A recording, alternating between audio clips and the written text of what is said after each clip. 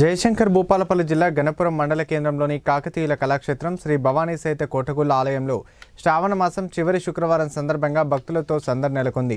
అర్ధనారీశ్వరి రూపంలో స్వామివారిని వివిధ రకాల పూలు పండ్లతో అలంకరించి భక్తులకు దర్శనం కల్పించారు. ఆలయ ప్రాంగణంలో గోమాతలకు ఘనంగా పూజలు నిర్వహించి భక్తులు ఆశీస్సులు పొందారు.